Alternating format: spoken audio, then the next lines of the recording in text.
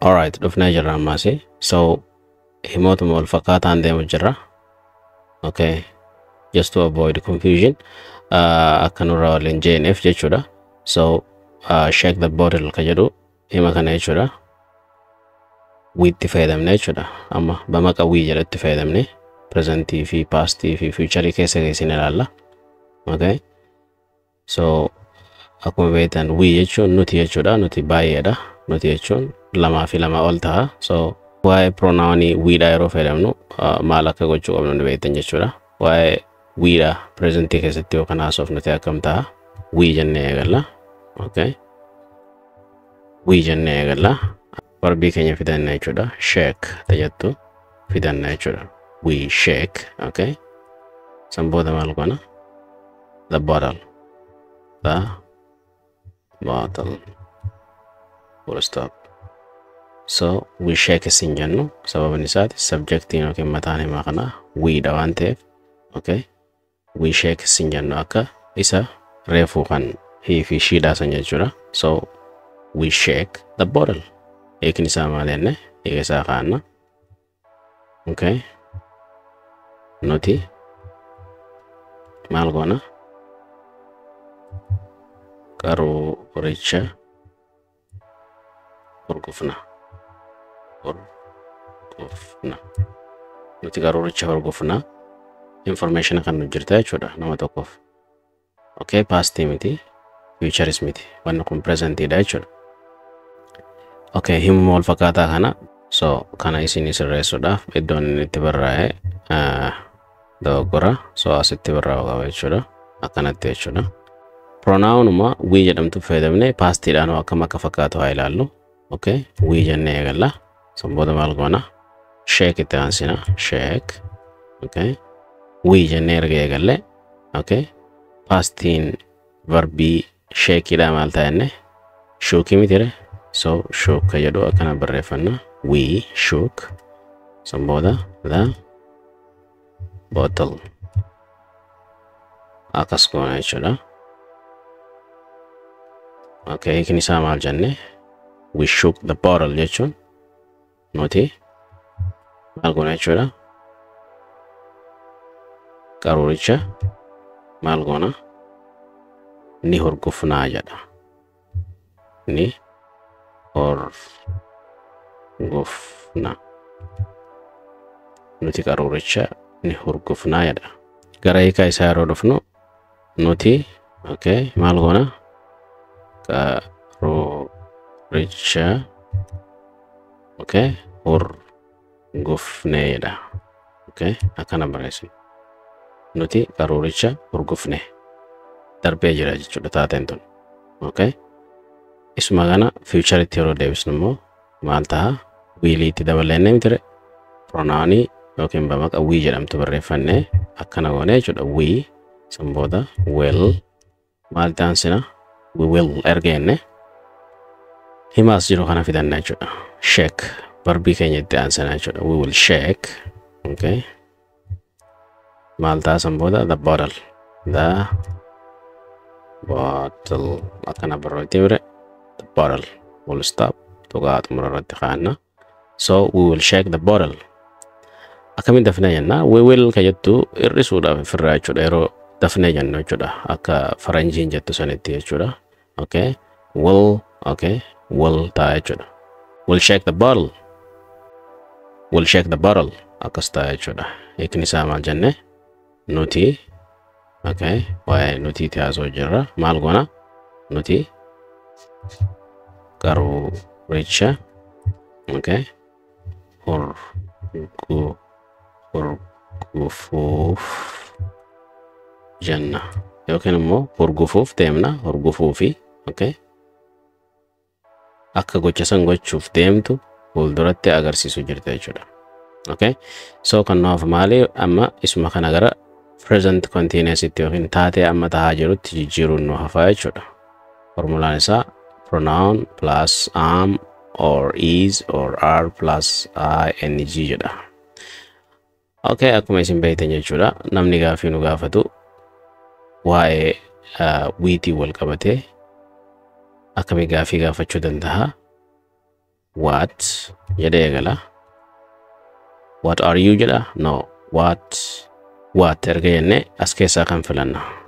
Waa'ee wiidhaati haasa'uu deemna waan ta'eef. So are ta'a jechuudha.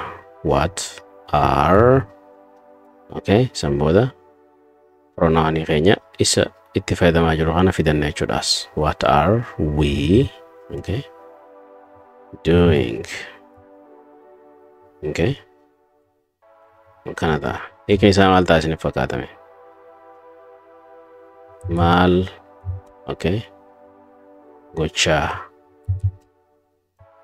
jirra. Okay, maal gochaa jirra? Eenyu? Nuti jechuudha. Yookiin immoo asiin fiduus ni dandeenya. Irraa dhiisnee sii kaane kan jechuudha. Maal gochaa jirra jechuun eenyu baana? Nuti jechuudha. Asirratti nuti yoo itti dabalanne nuti maal gochaa jirra? Okay, what are we doing?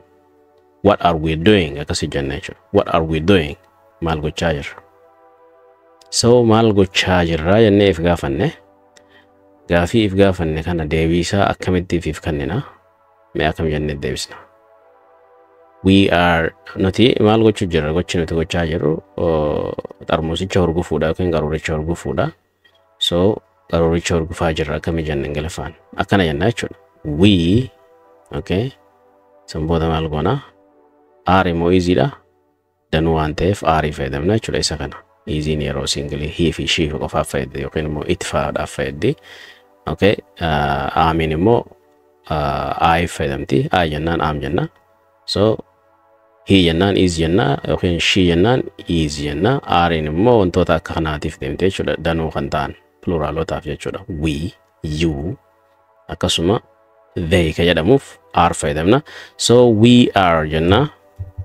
We are, san booda maaltu itti aana? Shaking. Verbii keenyatti ed dabalachuu, verbii keenyatti ing dabalachuudha jechuudha. We are, san booda shake ka jedhu.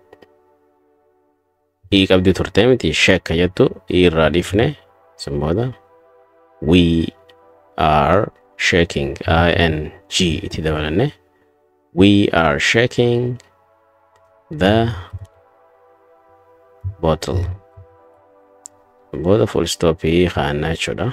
Hima kana mee haa gurraachomsannu to make it clearer. So we're shaking the bottle.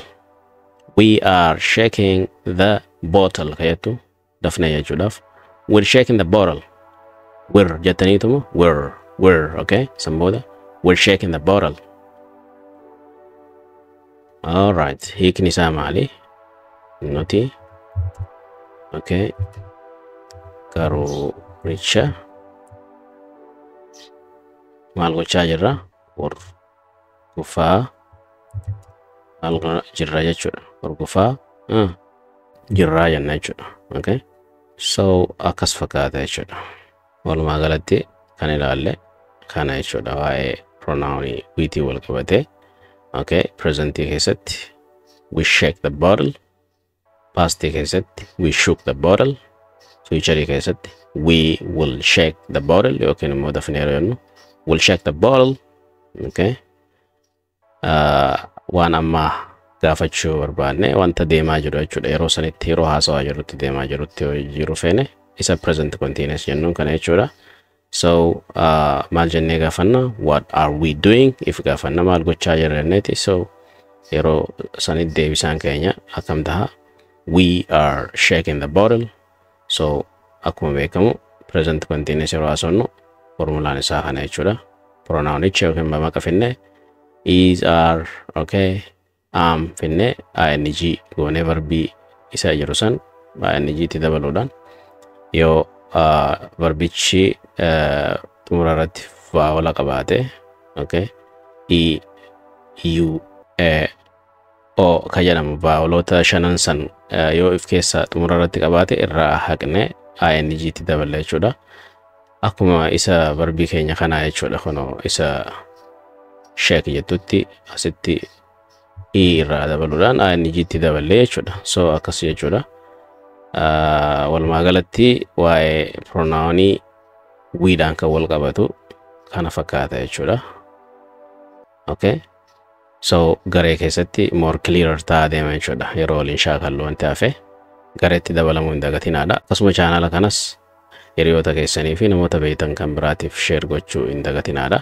Namoonni akka irraa fayyadamu godhaadha. If biratti qofan hambisinaadhaan isiniin jedha. Akkasuma viidiyoo kana yeroo eegaltan yookiin immoo laaltanii xumurtan laayikii tuquu hin dagatinaadha. Laayikii jechuun naa ta'ee jira bareedaadha ka jedhu yaada nu kennitan jennee waan fudhannuuf. So viidiyoo biraatis akkasuma akka isiniif hojjannu nu gootii jechuudha. Okay. Waa'ee pronounii we hangana erga ilaalle mee gaafii isaa kanneen ilaaluudhaan hanga nu galee haa if laallume. Okay. Gaafiin tokkoffaan waa'ee presentiitti jechuudha. Waa'ee presentii yeroo haasofnu. Okay. Akkam ta'a jechi shake hands jettu tun akkamitti ijaaramti mee? Simple presentii jedhatte jechuudha.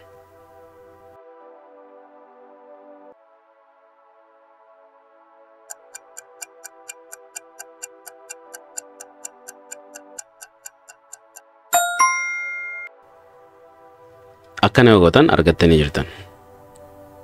We shake hands. We shake hands jechuun nuti harka ni urgufna. Wal dubbisuudhaaf jechuudha nama tokkoon. Okay?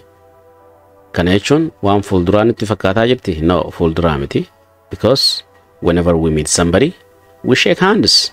Yeroo hundayyuu yeroo nama tokko qunnamnu harka dubbisneeti harka kana ziyaarra yookiin immoo harka nagaa fayyaa jettee namni lama wal fuutee wal ziyaartu kana jechuudha. San booda wal hurgufaa miti. So hurgufni nuti jechuu jirru shaking as jechuu jirru isa kana jechuudha. So akkas ta'a we shake hands. Gaafiin itti aanu waa'ee present continuous yeroon haasa'u hima kana garamittiin jijjiira. We fayyadamee jechuudha. Pronoun we fayyadamee garamin jijjiira.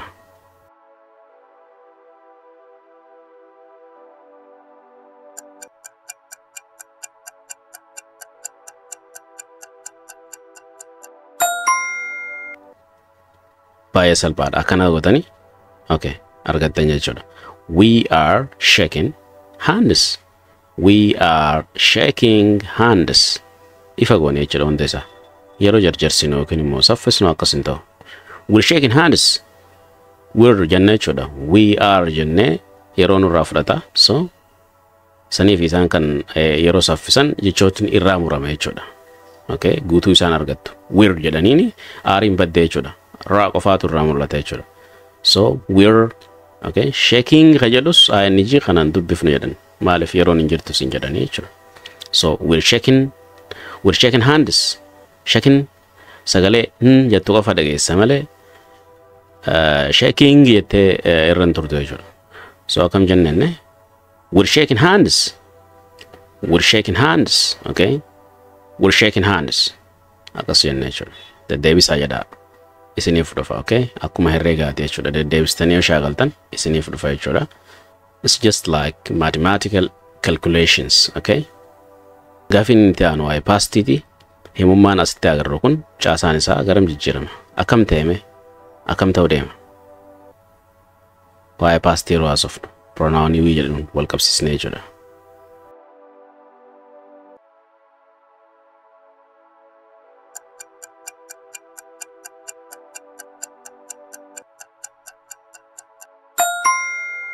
Akkana yoo gootan argattanii jechuudha.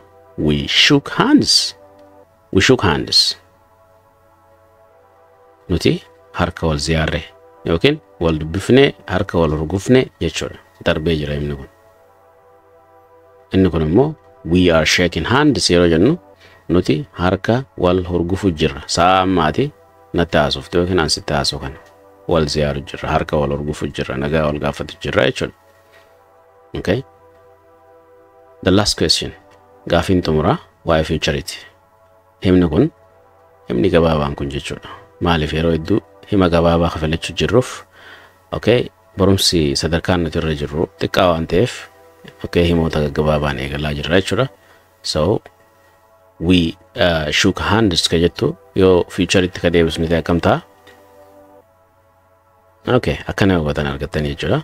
We will shake hands. We will shake hands. Nuti harka ni fuuna jechuudha nama. Ni hurgufna jechuudha nama harka fuuna jechuudha nagaa gaafachuudhaaf. Okay? We'll shake hands. We'll shake hands. We'll shake hands jennee jechuudha. So barumsi keenya kana fakkaata. Kutaatti aanu walitti amma deebinutti. Have a great time. Bye bye for now.